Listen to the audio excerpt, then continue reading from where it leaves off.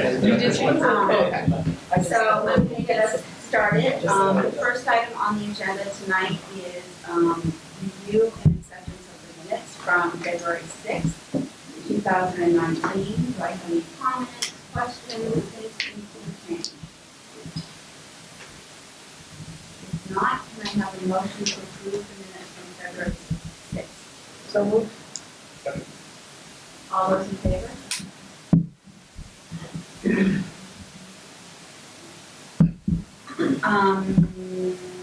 Next, we're going to just turn it right over and have an overview of the PDP comments. I'll let you do the recap of what went in and when we got things back. So, anyway.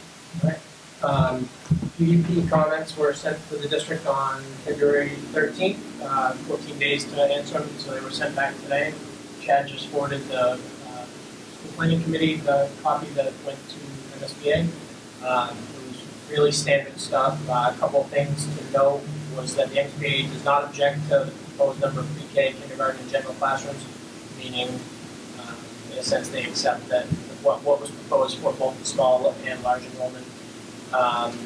They were looking for a little bit more detail on the daily use of the flexible learning ELL small group spaces that was provided by a combination of the district and Easton. Special education program subject to DESE, Department of Elementary and Secondary Education. That is a separate submission that's included, a separate piece of the submission, of the next submission that's included, and that goes to DESE separately and approved by them and really just guided by the MSBA. Art, music, health, physical education, media center, dining, food service, medical. These spaces were in alignment with the MSBA guidelines. There was no comments necessary. One piece of information to note was that the MSBA did say that they will not support a project that includes a community/senior center. Chad, myself, Bob, Alicia had a call with Chrissy, and on Friday, I think, just kind of discussing this, kind of a strange comment that we saw, but I'm sure we can reach out to them if this becomes an issue that people are pushing for. I know that we've heard it from the community that it's an important piece that we want to bring the community and the seniors in to the schools, and that there's a lot of hope to bring that piece in this. It's a comment that's expected and common for any MSBA projects. The reason they put that comment in there is they don't want districts burdening a school project with the weight of another issue that might happen in the community. One potential way around that we can review with the MSBA, if we were to carry that space as an ad alternate at the seminar time phase, and then when the ballot question would go out, it would have to be two separate questions. So one would be to fund the school, and the other one would be to fund that particular space on the school. And that way, if the school ballot passed, but the community center ballot question failed, the project would still move forward. And the MSBA funds around each other. But that's something we need to work out around and then get my from the MSBA. But I think they get my hold of that. So what about if you pass, I'm speaking of the design process, because you design it in, and then if it doesn't pass, repurpose that space? What happens? So talking about what you know. Sure. I think the way it's designed is intended to be a room that can be accessed independently. So it's in a position where it can be taken out of the project without much issue. The level we'll be at when the vote occurs is schematic design. So it's really it's easy to make a change at that point. I don't see it as an issue. So it's designed intentionally to be kind of almost that separate space. The hope is that if we build that space, that after hours it could connect and utilize much more of the school. It's kind of an overlay zone and be more of a community center. So I think it's worth. We'll look for the opportunities to kind of ensure that the MSBA's language is what was intended, and that it's not misunderstood. I think it's a really small space to ask for.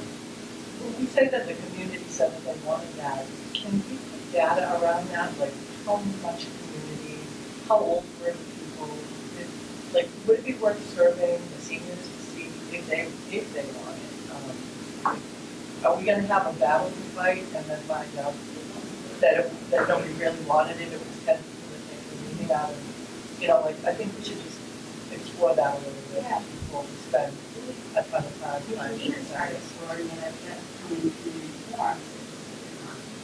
And find, validate that feedback, but then maybe do something more, can we do something more formal to the council on aging feedback? And then kind of Well, figure- we're doing an age-friendly, we are an age-friendly community, we're looking at doing surveys for a number of different things, we're seeing things that incorporated into that respect. So I'd be happy to talk to Kristen Kennedy and see if that's the way this board wants it to go, if there's a way for us to do that.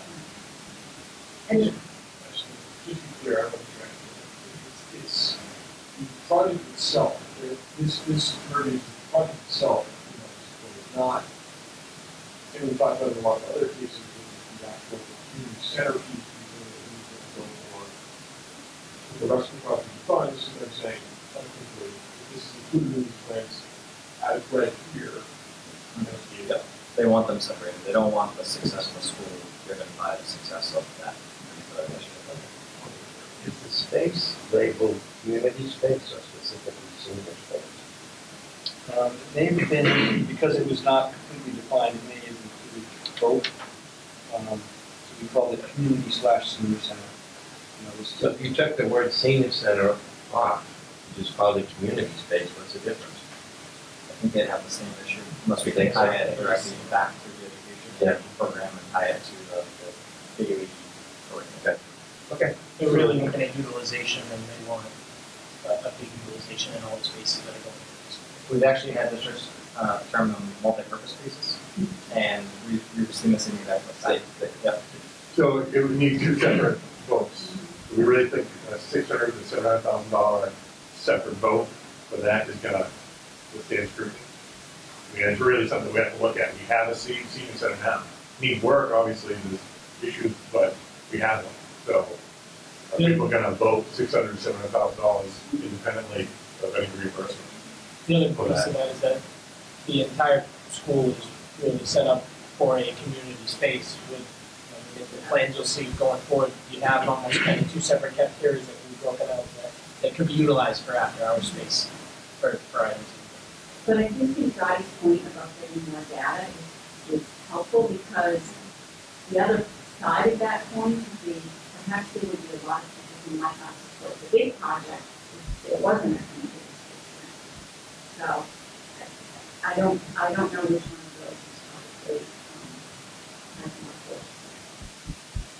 I don't know if you ever feel that. I just think that sometimes other community bodies make decisions about a certain group, like say seniors or veterans or, young families or whatever, but they don't actually ask them what they want.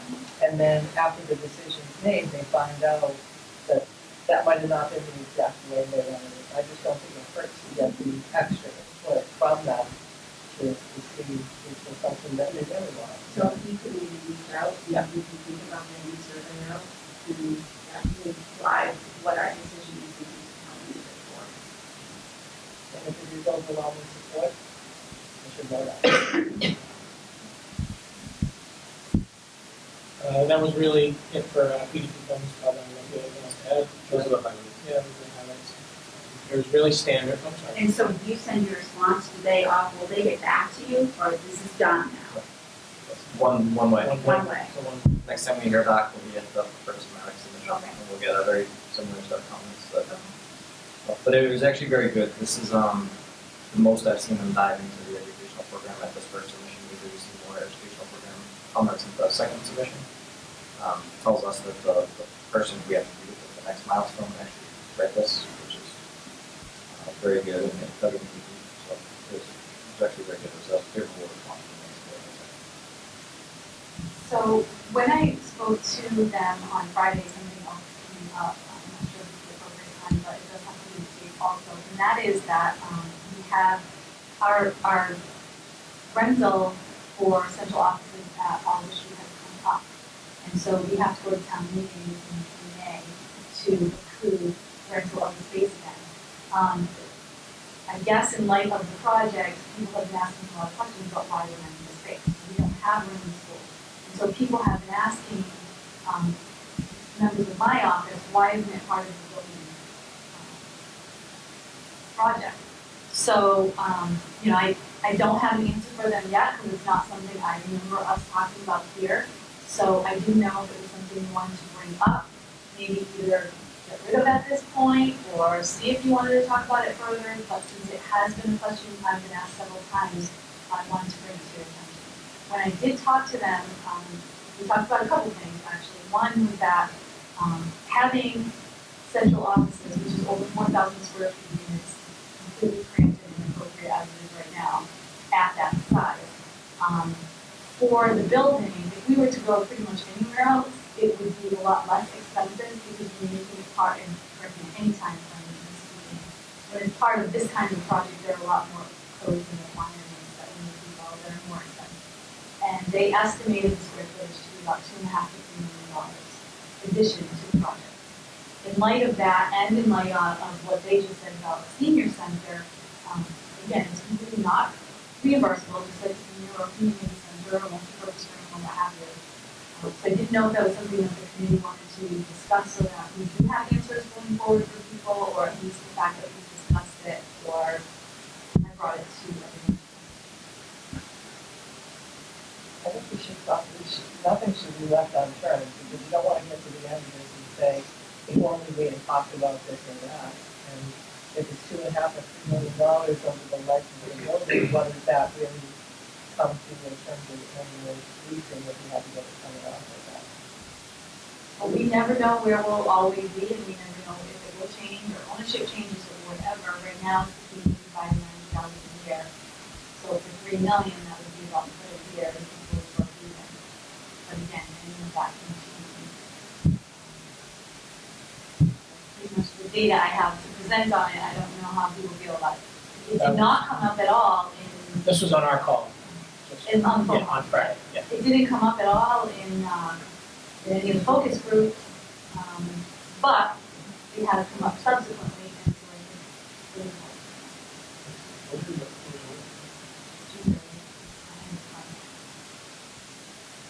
I think If that space, well, there's two issues. One is, can we fit that space in the sites we have? Since the sites already have their own issues. We don't have the huge site for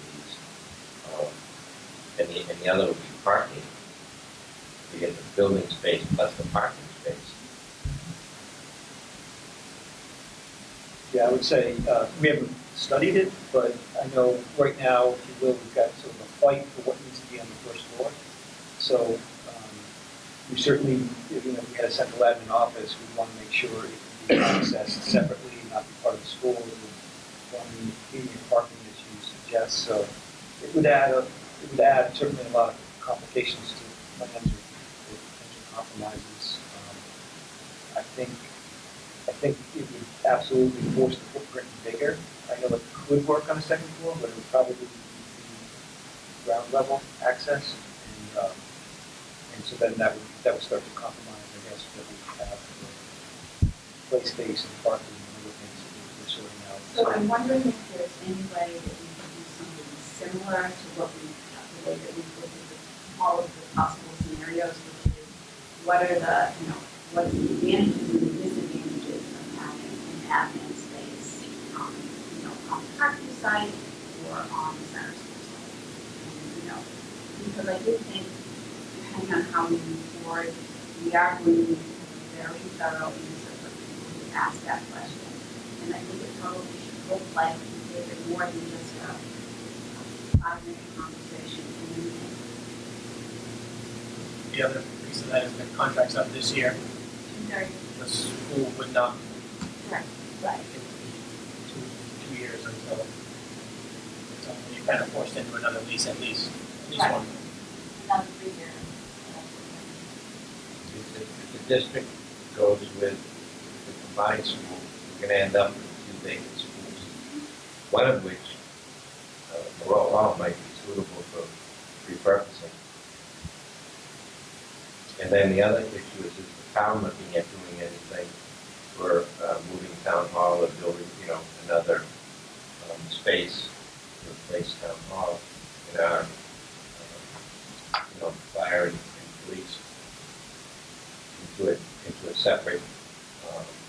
prepared for a separate site, a separate building, which could have space there.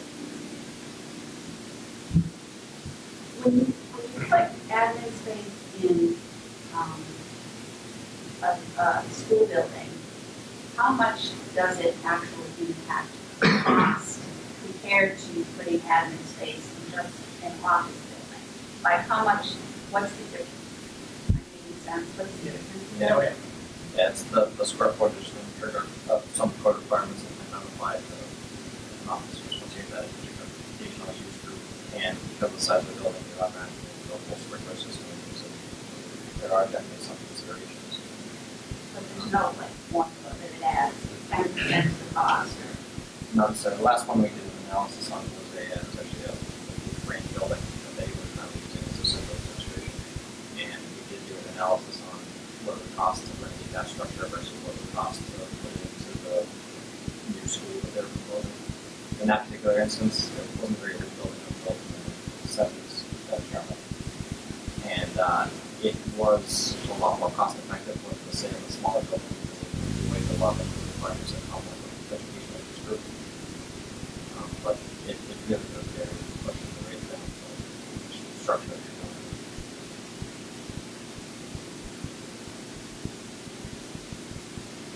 So we have made a decision and keep that on our radar, I guess, and probably will need to make a decision before the end of, before we're too far along in this phase. Would it be hard to just do, like you said, the program alone? No, that's it. No, we could do that. We'll have to do it at a kind of a gross level. Do an approximation and ask our landscape architect and traffic engineer as well as point of view what impact that would have. And the other piece is obviously, you should mention is that you can't do it exactly, but what's the cost now? You think it would cost X, is this 30 years? Are we going to have 30 years? Are we going to have, 40 years? And what would that compare to in terms of paying rent? Also, yeah, I know. Yeah. What you're, The other variable just brought up is the other two schools that are available for review. I don't think we have a number that we should put on those. We purchase them as an office building. But they're very good options to be considered. I think Borough Hall would lend itself to investigation on that. Center, I can see that being repurposed, not in its current form, but used for another municipal building. I don't think Town Hall is on the table to go anywhere, but police, fire, DPW, and COA all need new facilities, so those are all kind of inside.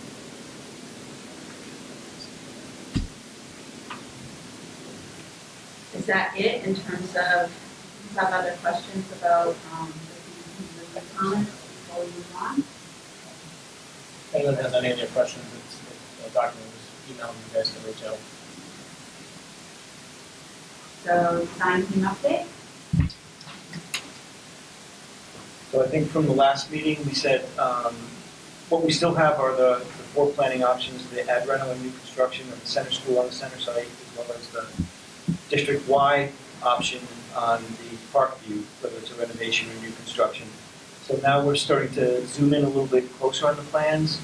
We're not at a level where we're designing interiors, but we thought we would walk through how the plans work and show you a little bit of companion images of the types of spaces we're talking about. So maybe I'll describe the plans to some degree and then you Please can do. take over. Sure. Or you can show the analysis. And I'm Dawn Guariello, if others haven't met me. I was involved early on, and then Bob does his magic, and then we work collaboratively once the program's set. So you'll see more of me from now on. So option C1, we're looking at an ad reno of the existing school, and there's a dotted gray line that goes off the page to the upper portion of the slide, and that's basically the. Here, I'll put it. It does.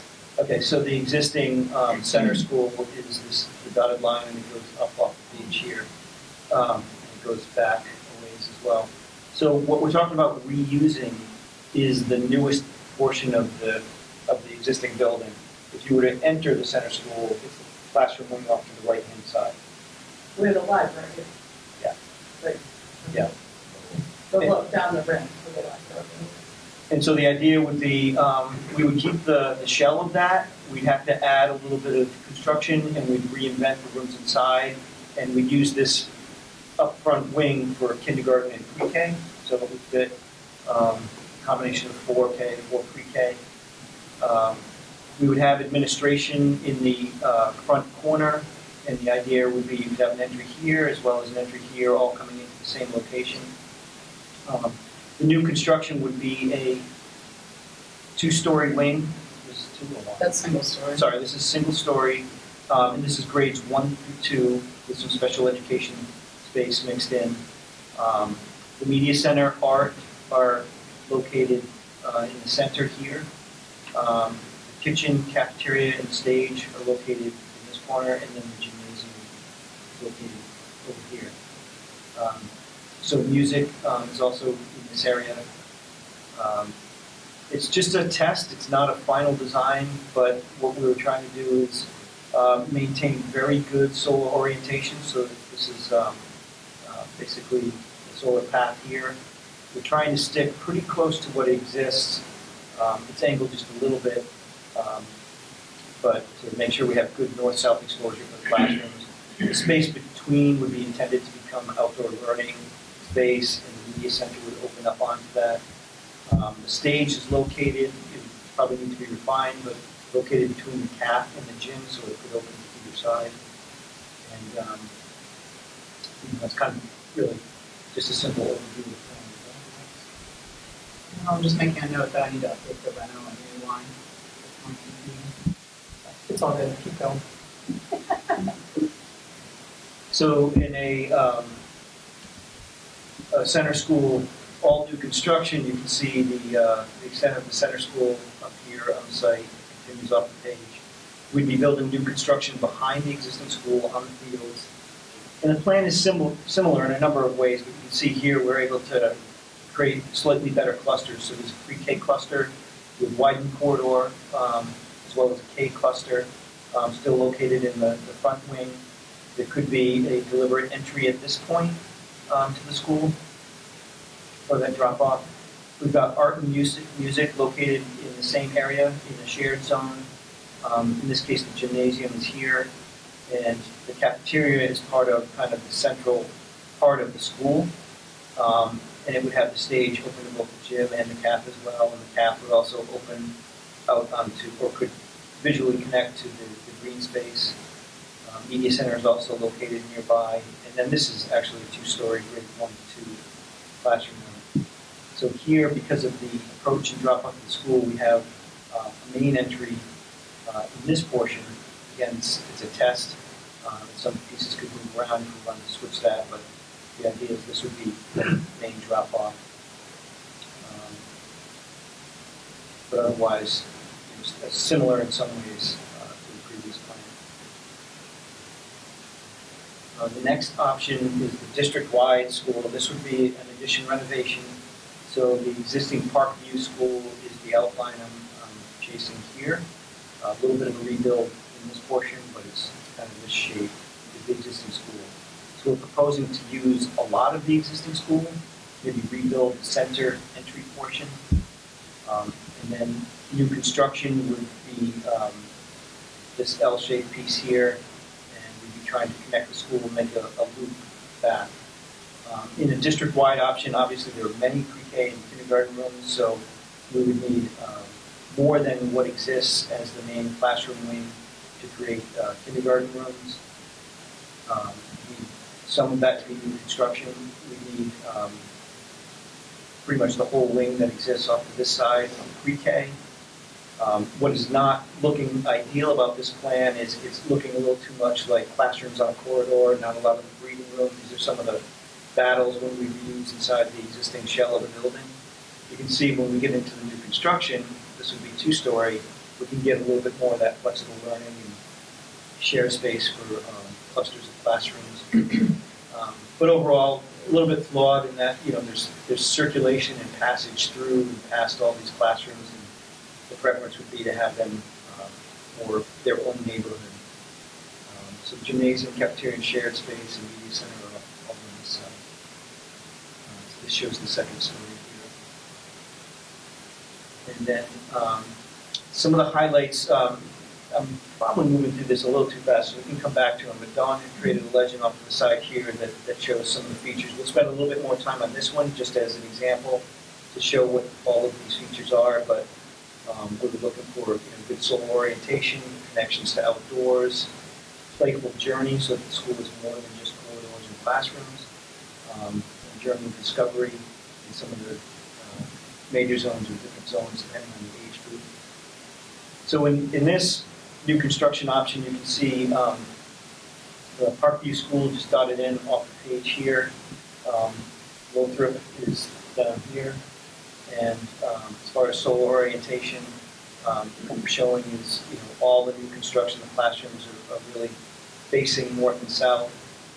The exception being a few of these, but because they're in courtyard areas, we can control the daylight, so it's really not an issue. The overall large concept here is to create the pre-KK wing or family on this side of the school and grade 1 to 2 on this side of the school with all the shared space in the middle. You would approach the school from the site up here and you really see this kind of scale clusters of classrooms on this side. That would be your entry approach to the school. There would be a main entry for the grade 1 to 2 and a pre-KK entry to this side. There's still a lot of site circulation that we're working out, but there's the opportunity to have buses come along the front and drop off pretty close to both entrances, as well as have cars come around for a longer queue and drop off, so that there's relatively easy access into both entries as well. But we're still learning a lot more, and we still have our traffic study underway to determine what our other solutions. Do you want to walk through some of the features? Sure. So the features that Dawn is going to walk through, which we try to apply to each one of the options. It's a little easier to demonstrate when we have new construction. So. Right. So again, as Bob said, we're just using the DW4 as an example, but our hope would be in any of these options to implement these same concepts. So first, we'll look at the cafetorium, if you will, at an elementary level. There's no auditorium, but there's still a need to have stage performances and large group gatherings. In this scenario, we've got a smaller cafeteria that we could allocate for the younger students, and then a second cafeteria with a back-to-back stage with the gymnasium. And these are a couple examples of cafeterias at elementary schools that are have that cafeteria. Yeah, I'll just add, you'll remember too, in the MSBA formula, the default is size of the cap for half the population. So this is just a thought that if we organize the cap so there was sort of 1/3 to create sort of a smaller dining area that also could be used multi-purpose, and then 2/3 for larger, you could still fit a full grade in that 2/3 side. So you could use it as 2 lunch seatings where things are happening simultaneously, sharing the kitchen, or you could have 3 lunch seatings and use the 2/3 portion and seat everybody. That image on the upper right is the Service Elementary School in Newton, and that cafeteria is sized for I think a couple of lunch seatings of 540, so it would be very similar to what's called cafeteria 2/3 portion. We're not showing you the whole cap. Right, that's just toward the stage. These are a couple examples of a dual-sided stage for those who haven't seen this before. This is just a couple schools. This happens to open to the outside. This is a courtyard. This is a school in Connecticut that Perkins is needed. But then also here from the gymnasium through to another interior space. So for those who haven't seen this, there are ways to acoustically separate it. You can have access from either side, but just to give examples so that you get the look and feel of what we're proposing. So the hope is that we can set it up so that you can have that kind of performance side of a medium size, or you could have the whole gymnasium and have larger types of gatherings. You still have that 1/3 cap, so what we've done with all the spaces is create a lot of variety. We heard today that something like the smaller portion of the cap might be really great for pre-K even, just to do a little bit of projects, messy things, when it's not lunchtime. So it's just an option. Again, we're not locking into a design, so we're just exploring Ways to, I think it's a way to not have a sea of cafeteria for all these young students that we know can be, acoustically loud and distracting for some. So these are ways that we see you may be able to divide the space and still have the flexibility of having large group functions. I love that. Great. I love that. It is, just to have the option of a smaller space even for a certain group of kids or there's just so many possibilities for that. And that was one of the concerns is the scalability for one-on-one, so that might be a really good space for that. Yeah. I could big pile on it too and say we also thought that, whether we're able to build a community room or not, that's also creates some variety for after hours use or even maybe multiple things going on. So it could be a nutrition class, for example, happening on one side and maybe a school activity in the other. We heard today, and we've done, or at least we proposed this on other projects, the idea of having a little test kitchen. So to teach, the community could use it maybe for some cooking classes, the students could use it to learn, or even take vegetables out of the garden, figure out how to prepare them and turn them into something. So we're assuming we'll carve out a little bit of the cap to create that little kitchen alcove that we built supervise. We have an example of one that we started working on that has that. So if that's something of interest, we can certainly explore that together. It's also worth noting in this image, at least in this option on the second floor, there are possibilities to view some of these spaces from above. So just to point out that that's some of what's happening here as well. Acoustically you can't hear a thing, but the students have that connection from the second floor.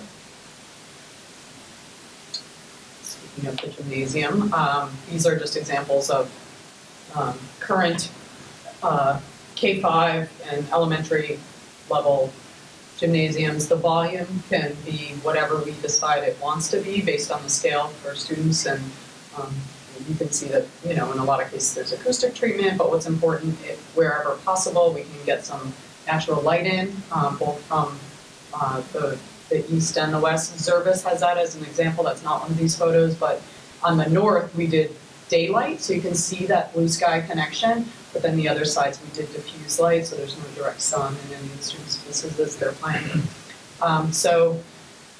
It's nice to have that natural outdoor connection. This has it as well, it's just harder to see.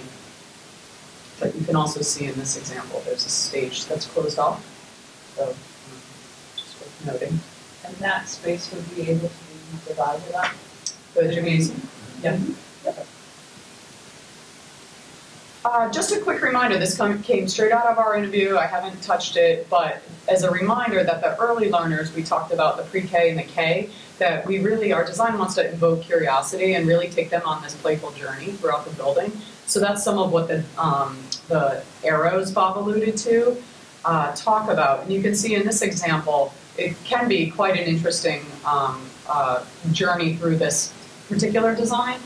Maybe less so in some of the renovations in that they're straight corridors and there's not a lot of flexibility with the existing structure. And wherever we can, we will try to break it up so it's not just this long corridor for these smaller students to feel overwhelmed with. But this sets up a nice pre-K corner and then a kindergarten neighborhood. And what we hope to do is to really, out of the corridor relationships, invest in some of what's happening in the corridors and really create spaces for students to, engage, play, learn, and they don't travel a lot outside of their classroom, but in the times that they do, it might be nice for some students if they need, a little bit of space, or if they need to take a walk, and it'll be nice to have these spaces that the students can actually explore as they travel throughout the building. So one thing that would be a real asset too is where some support, social emotional help is provided, or services are provided. Sometimes it's good if it's done, walking and talking as opposed to just sitting. So this will create some opportunities for that as well. Right, and I've seen recently some movement designs put into the corridors for students that sort of need to actually, walk and release some of the energy. And, you can actually, and that's somewhat what's happening here, but I've seen it even more so done recently. And then these are actually, just pillows that look like rocks and places for students to stop and really explore. So, these are just examples, and we'll get deeper into what might be, useful for Easton. But to have these widened corridors and these experimental journey and playfulness is really, as we understand it, how pre-K and kindergarten students learn. You look like you have a question. Yes. It's all very exciting. I love that. In a lot of the designs we've looked at before, there were kind of informal gathering spaces in those areas. Yep. Like you might be able to bring 2 classes out. We'll get to that. Yep. Okay. So, I'm about to let you get that. No, that's okay. I love that you're curious about it. These are just examples of pre-K and kindergarten classrooms. Recognizing, and again, this is just building on our interview, that these spaces are really zoned for the different areas that these young learners are being exposed to. Just that. We don't have a slide for it, but we're talking about the courtyards in between pre-K and kindergarten. It's allowing daylight into those rooms, but it turns out, and we don't necessarily want to make those play spaces because it can be distracting to the classrooms, but it turns out those might be a perfect place for some of the raised bed gardens. We want something that's maintenance-free landscape, and by putting them in a protected courtyard, they'll avoid vandalism and pests. And it's also reasonably close to the cafeteria, so it might be a natural fit there to make it that type of space. Maybe able to carve a connection there. Would those adjacent classrooms have doors right out to that space, or would they just be off like a hallway? We could explore it. Typically, we'll minimize doors because those are in a courtyard.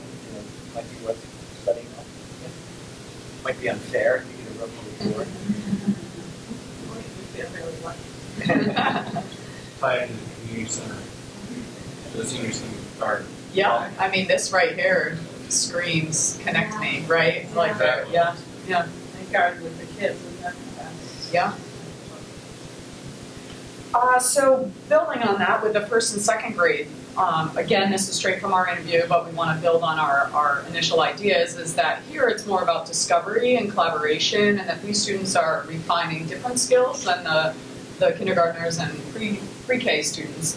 And in these cases, I think this gets to some of your question about where there's collaborative space. And we see this more at the first and second grade level, not as much, not to say there won't be spaces that you can't gather kids, but it won't be traditional learning spaces or breakouts. It'll look different and feel different with the same concept, just for the younger learners. But these are examples of corridor breakout spaces where we have our traditional corridors, and then it widens for a space that you can do group work or collaborate, get part of a class out, get students interacting with kids from other classes.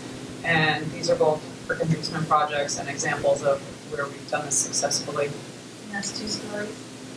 Yes. Both, yes. The second, yes. So that would happen at both 3 days of so I'll go forward just real quick for you. This is the second floor. I'm getting to the PIA Center. Sorry. No, that's okay. I'm not showing it twice, but to your point, that would happen 6 times in this particular plan, because there are. This is the slide for it, but it happens duplicately 3 times on the second floor as well. Yes, thank you. And then an example of a first grade, second grade classroom, which looks and feels different than a kindergarten. Not only is it different in size, but also in how it's laid out. And here it starts to become, I'll tell you, I have a kindergartner, and a couple weeks ago in the car on the way home, she's like, Mom, in first grade I get my own desk. Like, for her, that was like a rite of passage, right? So they start to look and feel different at the first and second grade level. And, lots of natural daylight and connections to outdoors, all the things that become important. What's nice here, we always do flexible furniture, so it's not just about one particular layout, but it's so many different ways to lay the classrooms out based on what the teacher is doing in the classroom. And then lastly, I want to apologize graphically. The media center is shown about half the size it should be. I'll make that correction. But these are sort of modern day, again, Zervis and MLK. They're both on your list of potential tours. So if you want to see them, they're great local examples. Natural light, spaces for the students to do individual work, group work. You know, we always have a space set up for a full classroom in the media center. So a teacher can bring the classroom in and do full classroom work. So this, we're thinking, and we can talk about where things are in the plan, but this might be a nice second floor location above the administration, so that entry has that connection. We've done that often where, you know, it's actually what service has. It's the second floor looking sort of down on the front entry, which is always a nice connection to make. One of the things I heard today, we were wondering if a second floor media center might not be desirable, but it turns out there were a lot of positive comments about it, including the pre-K would use it. They'd like a zone within the room, and they want pre-K, K, also to integrate a bit more with other parts and components of the school. So going on walks is a good thing. Again, my kindergartner loves going to the second floor media center in her school. Like for them, it's like they get to be a big kid, because that's really, a lot of these kids look up to the older kids. So when they have exposure like that, where they're not typically going upstairs for classes, it's nice for them to explore that part of the building as well. So. The Bedford School had that too, I think. Oh, yeah. I think it does, the media's, Plus, pushing. Right. Probably had something to do with it. Right. That's great. So I think that's the end of the sort of design update and examples of what the different spaces will look and feel like, and our hope is that in whatever option, you know, we end up moving forward with, that we can implement these ideas and further develop them. So I'm going to turn it back over to Bob. Okay, see, I'm going. So we just have the options still left bold that are being considered. We know there may be discussions maybe at the next meeting about even a preferred model, district line versus center. We'll have a community meeting next week, so we'll also talk about it there.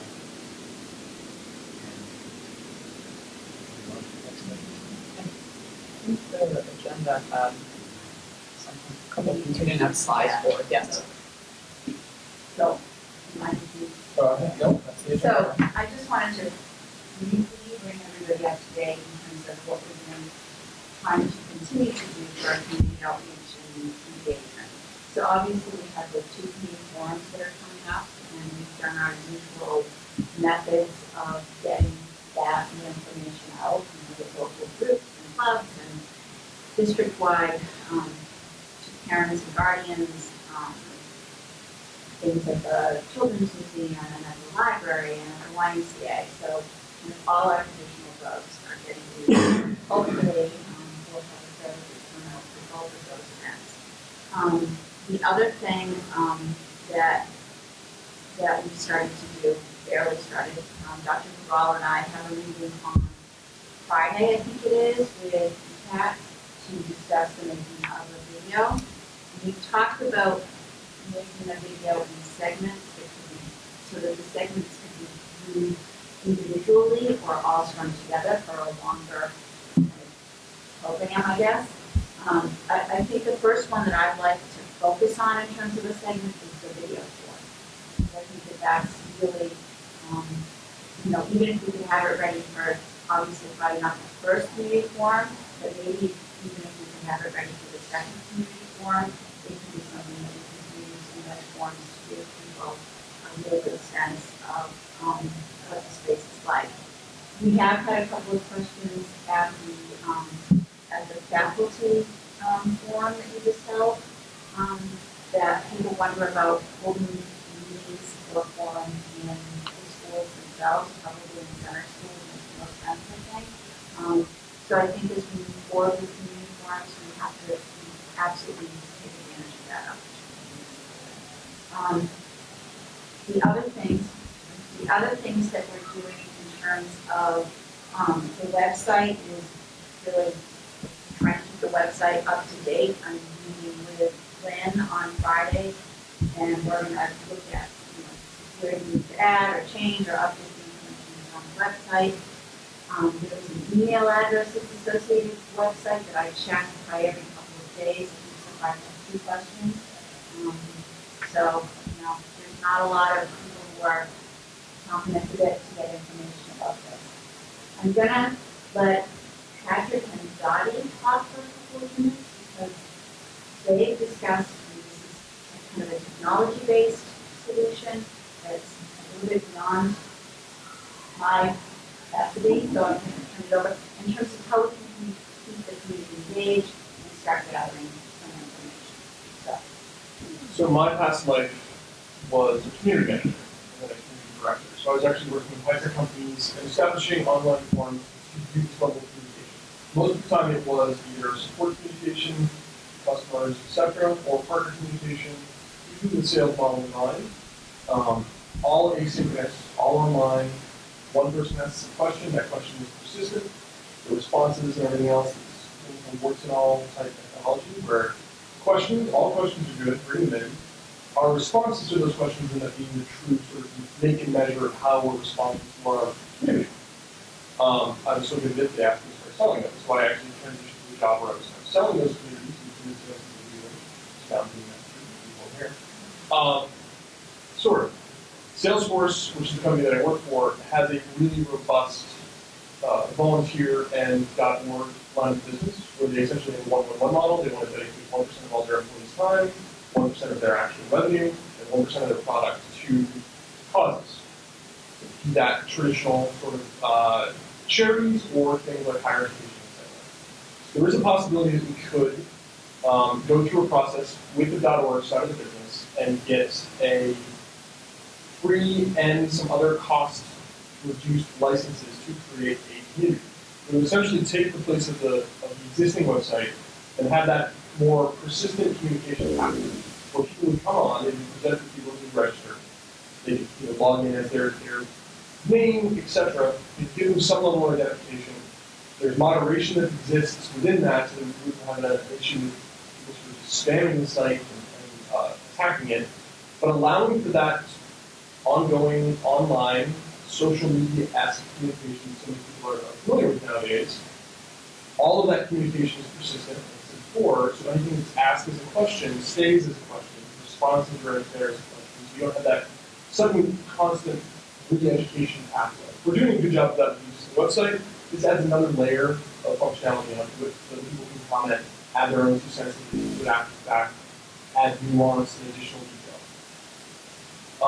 The other benefit of that is that since I work for Salesforce, I can dedicate my own time. I get 56 hours a year of volunteer time, so as a former community manager to manage this thing, I can actually step up and help with the overall load of answering questions, engaging with the community, and navigating those questions to the right resources that we have, for the most part, in this room, right? People that are obviously experts in the actual build process, whatever that might look like, where we stand in the current submission process, etc. We have obviously a good resource here that I can take the lead and reach out to. Could be an hour, 2 hours, 3 hours a week. Could be literally I can take a week off from work and dedicate full week's worth to GS this type of solution.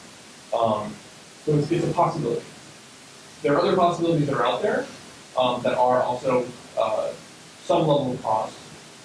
Not sure if you want to speak to the other one that you were looking at. Sure, I had been to a conference and I saw another kind of, similar to what Patrick was saying. I wanted to bring it to James' attention, and Patrick was there when we were talking. He was like, yeah, well, I can do that. So the one that I was looking at was at o'clock. And so when Patrick said free, we thought, hey, that's perfect. But the idea is that there's a lot of people in the community that can't or won't come out to meetings, but they do have questions. When those are addressed through a social media platform like a Facebook, it doesn't engage the whole community. It still only reaches select members of the community. So something like this that would be available to everyone in the community that could send in their questions and get their responses. It would really, I think, encourage dialogue. And then some of the questions will end up being repetitive, but this will have the ability to kind of group those together so that you can search. So you can search the questions. There'll be some predictability. in that model? ability for sort of suggested answers, suggested search, kind of the existing framework of what you expect when you're using something. Where you're saying, you know what, I'm going to ask a question. I want to know what the deal is with this, let's say the community center, right?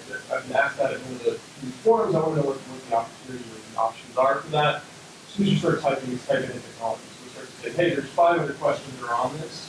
Before you add another question to the list, please note that these already exist, and these answer your question. That's pretty common functionality for all these types of tools. But that's the added benefit of it not being on Facebook or Twitter, where people have to go and actually say, you know what, I'm going to become a member of this social media site that I might not understand, or I might have further objections to, or whatever that might be. This is more a one-off, give us some information, so we know who you are. We have a moderation process where we can limit things like automatically detect things like objectionable content, swears, attachments, etc. And you can layer that in and say, yes, you can post. Here's what we're looking for from essentially a code of conduct. We don't want you coming in here and doing stuff and swearing about this position that you take on this matter, but it's a community forum to communicate and collaborate on what's going on with this potentially very valuable project.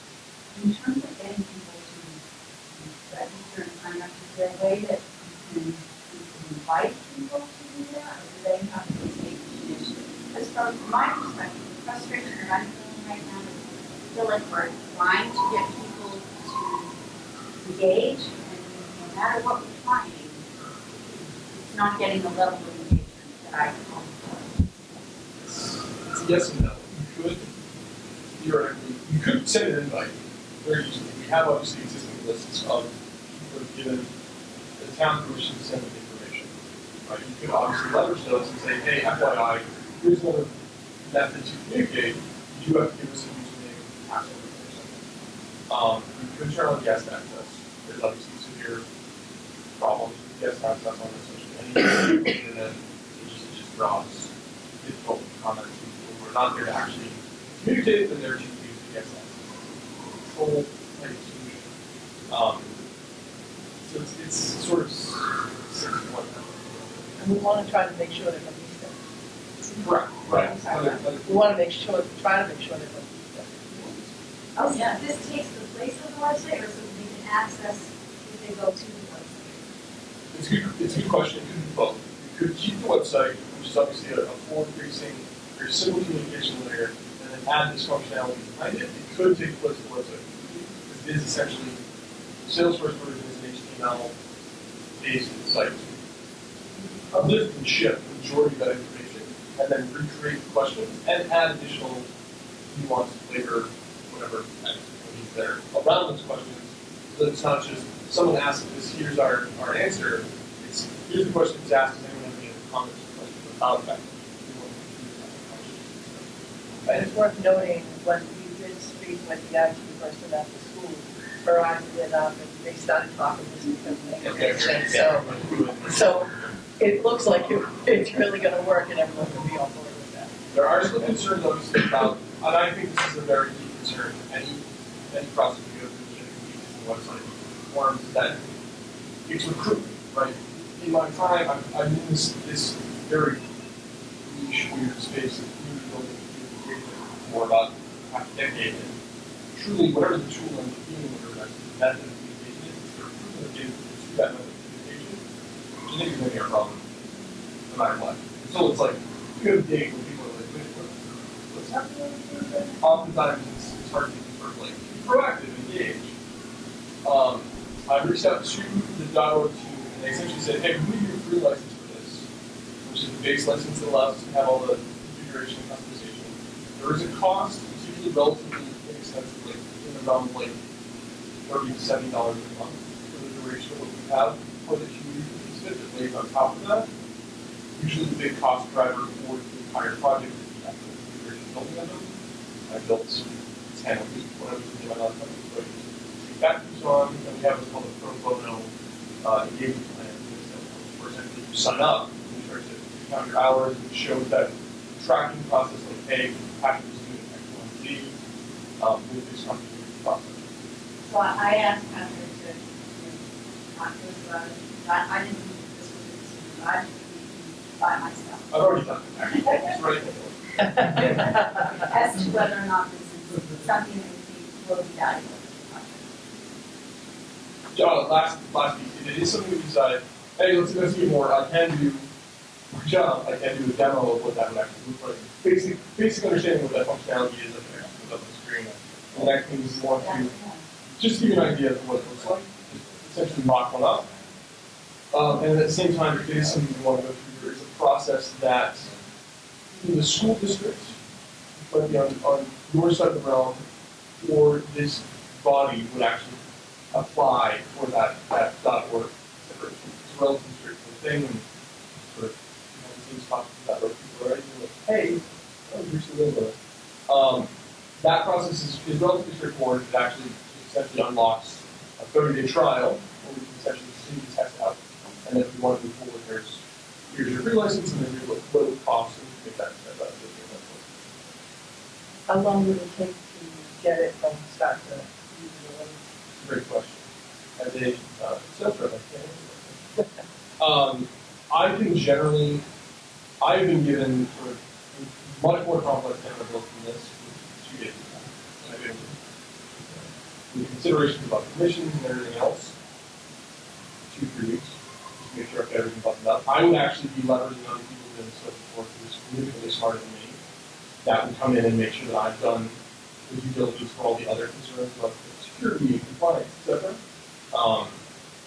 The actual standing up, commissioning, HTML, configuration, stuff like that is not very well known. I was only going to ask the same thing, how long it would take, and if it's possible, but I was jumping too far ahead without a decision, if there's any way to sort of demo it or show it at a community. I have one here, but I don't have the right connector. Did you say demo at a community meeting or Yes, which one do you for- have? It's the newest terrible MacBook. Oh, with it's the USB-C mini? connector, yeah. I have that too. Not here, that's not it. So, No, it has a USB. It's a mini. so maybe we could target, so maybe at our next meeting, which is March 13th, I believe, for us, you could demo for us, and then maybe at the community forum in April, Yep. we could also do it there, and if it feels like we're getting a really good response, then let's go. Does that seem reasonable to people? I think it's good because it keeps all the data and the messages in one place. And if we do it in social media and other places, it's all over the place and you can't go back and see what was done. Yeah, the true benefit of that persistent communication question aspect is literally that. Like, if we have this, we just had a short conversation where multiple different angles are all coming out, and we're doing it on a Facebook, etc. That's in multiple different areas, somewhere locked in the existing website that we have to have individual entries for one of those. This is thread of discussion. So if a person asks a question about can we do it in an April forum? Yes. Other questions, additional content, etc. I don't see a downside. And if we have, $1,000 that we can earmark towards the license, that would probably be more than enough, I would think. I would assume like a full TDL license of like higher education specific, broken down, like using it for something like an administration program, starting at $30 per user per month. So I've got a, So for 10 months. I've got a money question, which is this something that can get legitimately charged to the public? Not reimbursed, I would think, but. It'd be a first for them on reimbursement, and we would try to tag it to advertising. They'll probably pick it out. Yeah, we haven't seen this one come through. $100, but probably can save you. So I think the plan is, there are a next meeting with a demo, and we'll talk about getting ready for the community forum. Yeah, absolutely. Okay, at this point, have we thought about doing a presentation at town meeting? So I don't know who I said it to somewhere recently. I said maybe for one of the videos, or maybe we could use a video or a presentation at town meeting. I'm not sure, but we can do that. There is, because town meeting is so focused, we can get into warrant articles. If that's how we want to do it. If there's nothing on the agenda, town meeting agenda that's associated. Right, Connor would have to be the one, but I feel like we have to do no to that, because there's nothing on the agenda about it, and we're not gonna be voting on anything about that, so. But I don't know for sure, but I can make a note to ask them about that. The only reason, even if you mention it or something, because you're gonna reach a lot of people. Probably the biggest audience you're gonna Could reach. we have, a table, an information Yeah, with a table That's with an the idea. TV with the video running on it? In the past, we've just had a one-page handout or something like that. Also a good idea. Well, and you can maybe run the video tour, Yeah. run it. Yeah, I did hear it today, and speaking to the teachers, they thought having some sort of back sheet flyer able to be visible sooner than later would really spark some interest. And then the only other thing that I'll draw up is, if anybody hears, I don't know, if anybody knows from Mom's Club, and they would like Dr. Cabral and I to come and talk to them, we've actually been invited in, to talk to them, associated with one of the, churches here in town, which is great. We're happy to go anywhere. Sorry, no, I was just laughing because when the person told me about it, they said, can you speak to a senior citizen group, people over 50? Excuse me. Okay. Sure. Yeah. That wasn't me, I can see it. Sure. Membership of the Mom's Club, so I'll ask I them would that. love, if we could get into the Mom's Club, it would be Well. really. I don't know that. No, I'm past that. I don't want to be Yeah, on to the Mom's. I think we have a more meeting coming up. I think it's in 2 weeks, but I'll ask her to post it together. Well, we really do need to be talking to the people that have infants right now or having to have their children, because they're the ones who are gonna really receive a lot of benefit from it. And that's a, 3-year-old, it's, absolutely. it's really, when you get into the schools, that you start to engage with this stuff, so getting to that group is challenging. Okay. That was it for communication. Jane, is there a social media presence in Easton, like a community Facebook page? They're all- There's a couple of them. Is it well attended? We post, so like, all our flyers have been posted to those pages. Yep. We haven't done updates on the project yet, because I'm cautious about not wanting to get into a back and forth on a Facebook page about a project. But we have advertised all of the uniforms on the mom's page, the parents' page. The biggest question I'm hearing at this point is, when we vote in November, are we voting for an option, or are we voting for, that people don't understand, just process-wise? So how do we get that information? I mean, the answer is, you won't be voting on an option. The adoption will have already been determined, we will be voting on it. To fund the project, that's what we're, right, but I do, even within the school, and I do an update at every staff meeting. So from these meetings, I feel like my staff should be the best informed, and they're asking me questions, and really asking that, but that's just the way it is, I had a teacher ask today, how are we supposed to know about these forms? I said, you've been emailed as a staff member and as a parent, because I know they have been needs in public school. But, What about at the table at council meeting, we have the frequently asked questions, even abbreviated, because I know they're kind of like, I don't want to do 10 pages exactly, But both sides. all of the If we could have the questions with a very small summary and then a link for the full details on the website. all of the questions, if you look at the questions and answers on the webpage now, the way I've done it is a long answer, but embedded in that long answer is a very quick, short answer that's in bold. So someone can go to the question, just read the bold answer, and ignore everything else, and they'll get an answer to the question. So you can hold up. If you have that question. I know we do handouts, there obviously, but check in. Is there anything you can do with that, take that out of the? You can have it at the table, or, oh, you I can mean, actually literally, give it yeah, to people? Yes, fine. The other question I had, which you did, is that tables at the Easton, So all the flyers, so they're all, so they're all the I think it just, I thought that mentioned the hallway option, that there was, so about 3 months ago, I think the communication was one of those, hey, we're offering a service to have photos, fingerprints, et cetera, of your children. And they just had a table there, and just, one person sitting there, and just communicating with parents in the community. If that's an option, Actually, I'm gonna, that's actually a good idea. As I bring the rest of my flyers around, I'm gonna ask. one day, Yeah. pick up and drop off, the majority of the time you're actually 2 hours morning, night. That's your Right.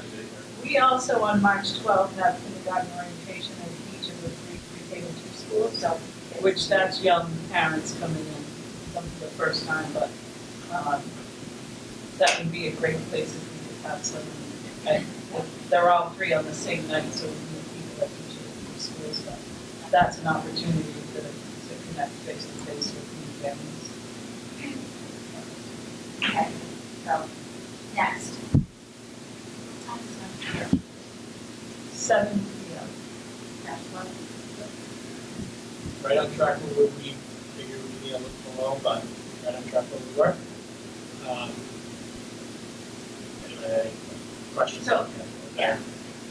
So my question is always, how much of the budget have we spent? I'm sorry, I can't read that. And then, how much have we submitted to the MSBA and reimbursed? Because at this Everything that we've submitted And at to, this, sorry, yes. everything that we submitted to the MSBA has been eligible for 52.26. Other than the advertising and those things.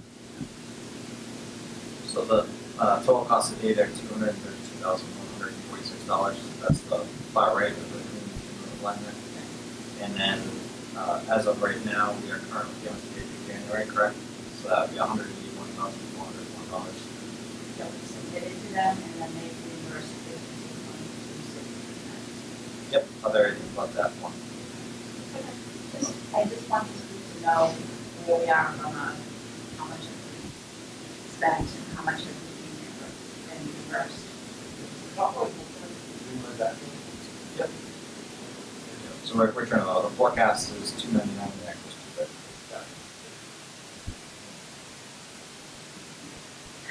Tours? Yes, so at the last building committee meeting, I think we talked about putting together tours. I got a packet out, or at least effectively slides out. I didn't know, it was landing right around the vacation break and everything, so I didn't know if it got looked at. But what we did up to, you can't read this, up to the left, this is all the MSBA elementary school projects that have come through since they started. I took a look at the list and I weeded some out just because, first of all, if they're still in construction, if they were, a very small size, or there was some character element about them that really didn't make them that relevant. So I took some liberties and I've got a list of ones that might be more appropriate to view. The ones in yellow, I would say, are maybe, what I would suggest, are maybe better examples. So for each one of these, I think all 11 and 12, I was going to ask if there were any others that you think of. Some of these are also off the MSBA radar screen. Sorry, the list up here is all the MSBA projects, elementary schools since they formed, and these were a handful of other projects that are also in Massachusetts or had some relevancy. So the MLK school in Cambridge, 740 students, pre-K through 8. This was designed to be kind of 2 schools, really 3 you might say, but 2 wings, very much a modern environment for learning. Big focus on daylight sustainability. It was a project that targeted toward net zero energy. But it's a good example of flexible learning and community use space. So this is located in Cambridge. The King Open is actually the school that followed, and I believe this is available to be toured. And this was done. MLK was done by Perkins Eastman. This school was done by William Ron in Arrow Street. This is a school that followed MLK with a similar objective toward net zero. This is a school that I haven't seen too much of the inside, certainly very aspirational in its sustainability and energy efficiency. Similar grade structure in K to 8, also designed to be kind of a couple school communities within one school. So I thought this might be something to look at as well. The Zervis Elementary School in Newton, a little bit smaller, but there's a lot of slides that we've seen tonight or that we saw in some of the community envisioning that were good examples. It's a tiny little school, it's very efficient. It's got a lot of landscape elements as well, but really focuses on small learning communities within the school. It's K to 5, it is 3 stories, so a little bit taller, 490 students. That one was done by Perkins Easton. There's also the Bancroft Elementary School, done by Sims Maine McKee. This is located in Andover. 680 students, K to 5, 3-story. Won an award for basically educational objectives. It's a good example of modern education facilities. Jacobs in New Bedford, which I believe has already been toured by some. This is only 400 students, K to 5. So it's also 3-story. It features a number of interior educational kind of modern environments, including the rooftop and makerspace that opens out onto the rooftop, as well as flexible learning. This school included, it's an MSBA project, included a family center, so I'm curious how they got a community center. It's possible that it came from some of the other program space, maybe the center, I'm not really sure, but Find out. yeah, I'm going to try. To find out. And it may not matter because, the process with the MSBA evolves and we'll try to certainly spread the money across many communities. Carver Elementary School, which is one that PMA, the OPM on, is done by HMFH Architects. 850 students, so it's a larger school, pre-K to 5, 3 stories, LEED certified. 2 stars.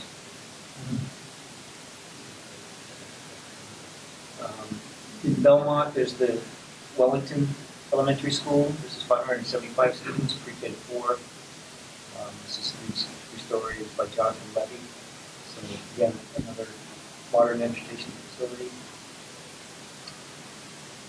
The Humpkin School in Haverhill. This is actually a larger school at 1,000 students, K to 8. Also has a 3-story component, LEED certified.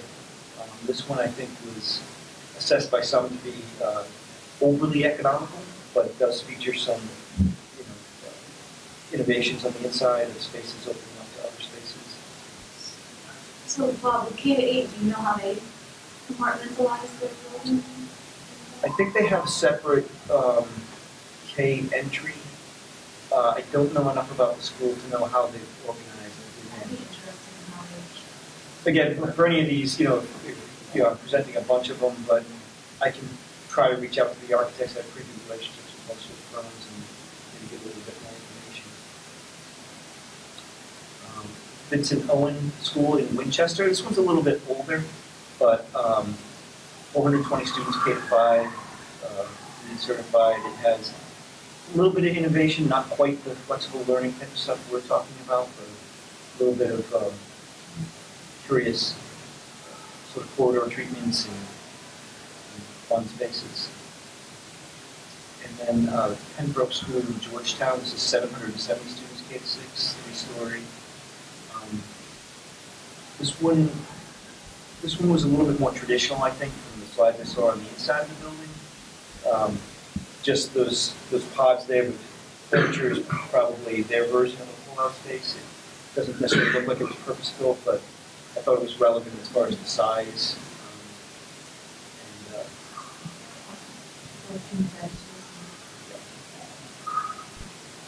And Park Ave in Webster. This was done by Dora and Whittier. This is a larger look to a school. So it's 720 students, you know, so similar in size, pre-K to 4, so it had a smaller, more of an early childhood component to it, 3-story, LEED certified. I didn't see a lot of slides on the interior that tell me enough about it as far as how innovative it This is. looks enormous. Big difference between 2 and 3 stories, and certainly if it's all 2 or 3 stories. So those were kind of just a run through. If I go back to the list, you know, this was my scouring of what might be on the radar screen. So I think the next steps would be, you know, there may be others that people have heard about that should go on the list. I know if members of the committee were to take a tour, there may be an advantage to seeing some that are kind of in a clustered area. Or just taking one-off trips to a few of these. So the ones that just for me that I wrote down, I actually didn't write down the 2 K grades because I don't know if seeing a K grade is going to be as helpful as seeing, you know, K through 5 or K through 4. So I think Bancroft, was that the one you said that had won some awards or something? In Andover? Yeah. I think it's actually going to be a model, right? I think it is. So I wrote that, I wrote the service down, Jacobson, Bedford, because we had seen that, a small group of us had seen that when it was still in construction. It wasn't done or over yet, but we literally had hard time, right? And then Carver, because of the size, closer to what we're looking at in terms of size, those are the ones that I wrote down.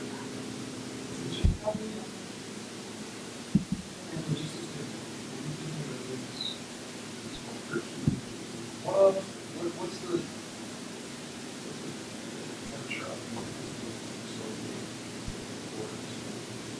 So I think one of the first steps would be some of them, I either know the architect very well or PMA or myself have worked on. So we might be able to just talk generally to the school about a good time to come to work and maybe get some options out there. I think we could easily do a couple in a day, depending on where they're located, possibly Carver and Jacobs and Bancroft. Is this just for committee members or a couple of teachers? During that day, there was expressed interest. I think, you know, it would be up to you. Maybe, you know, we can talk to the school about the size, and maybe that may depend on the timing of when we bring people through. We wouldn't all have to go to all of them. Right. You know, we did, right, we did 3 or 4 schools.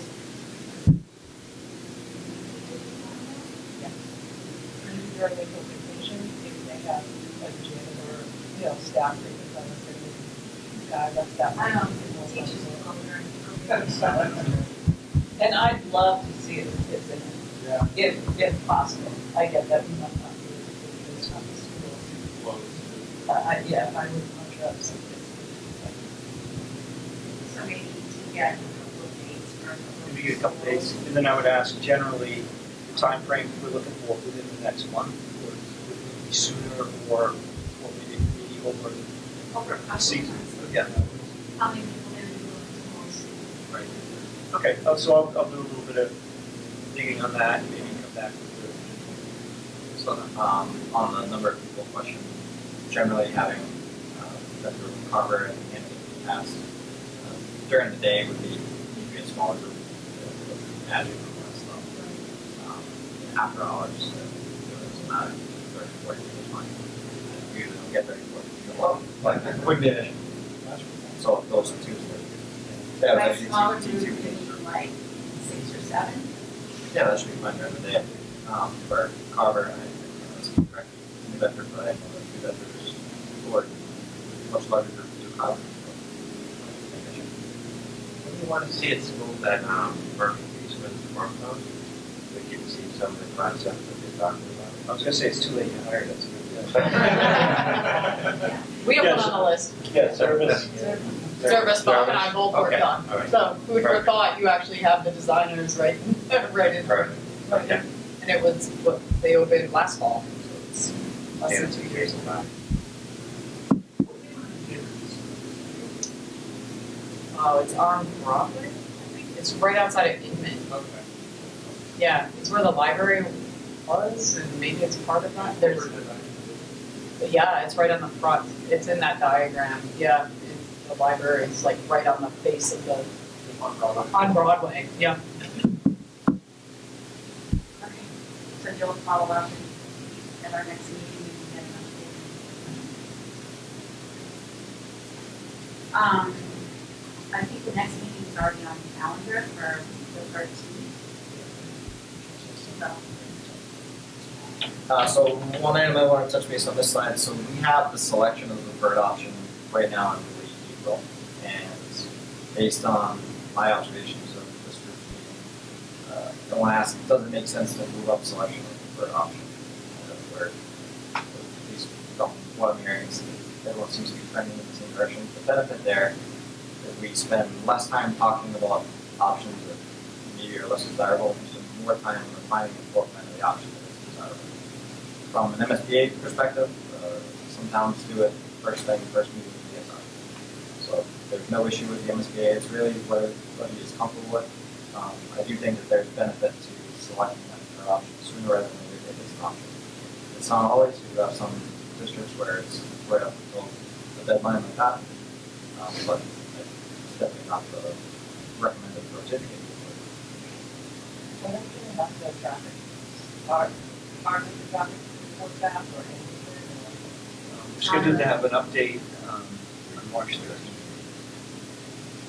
So I know the traffic study is underway, survey information has been forwarded, and there's an initial meeting on the traffic, so I think some of that's going to be on the 13th. I can check. Dan wasn't able to be here as to if that's a full deliverable or just kind of verbal. First one, whatever is available. I'm just looking down at the information that's going to be available to us, and I think moving up the preferred option is okay, but I think I'd like to have some of the traffic information first, and I'd like it after the first community forum at least.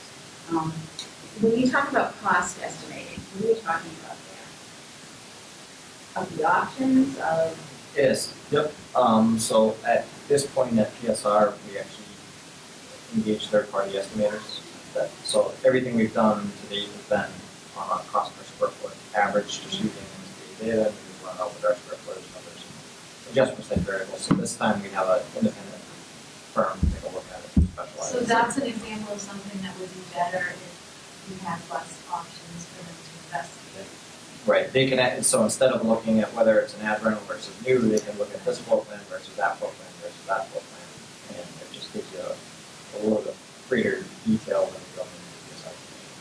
so maybe if we could be making the decision in early April, does that seem reasonable to everybody at this point?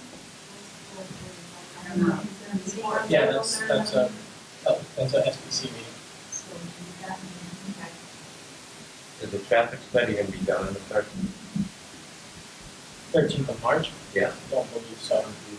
Because that's not done, that gives us a little over a month before we're selecting an option. And I think we really have to digest the traffic information, that's critical. And we can put it as a tentative agenda item, but if everyone's comfortable, we can make the selection and then give them more time. We can move on. That also doesn't preclude you guys from narrowing the options as we move forward, as opposed to, again, there's 4 options, and the team really would be only taking 2 off, because, again, you need to add rental in a new option. At the end, you need to select one. You need to carry them. Carry them. So the cost estimates that happen with the independent plan at this stage, the data is one of them, 1 year. Is the repair steps up baseline cost. Does anyone think a school in the center is revitalizing. Right.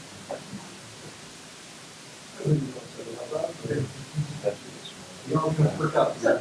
It doesn't point to it, but I think we have to do our due diligence on it, but people, you know, they need to see that we've done all of these steps for it, and, I think the data is already showing that, but I think the traffic study is really gonna understand it.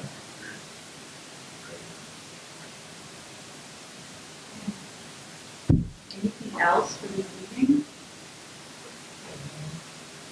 We just had timeline updates, I guess, as traffic meeting that we had after the last SPC meeting. Yeah, we had 2 weeks. Yeah, so that was last Friday? No. Anyways, that week, 2 weeks. Yeah.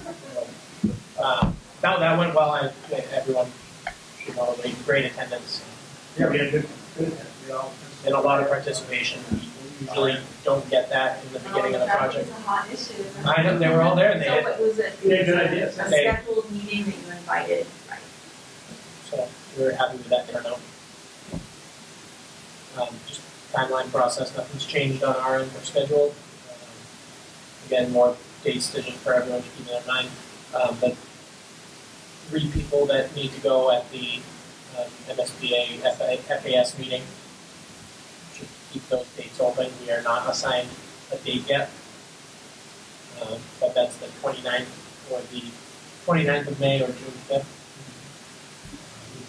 And they have also come back on a busy schedule and added a date and not told us one until a couple weeks before.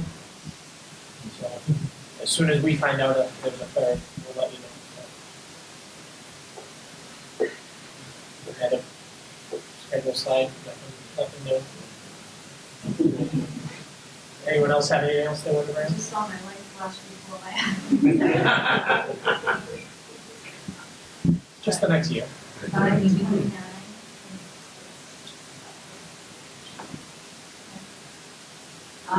With that, can I have a motion to adjourn? Second. All those in favor?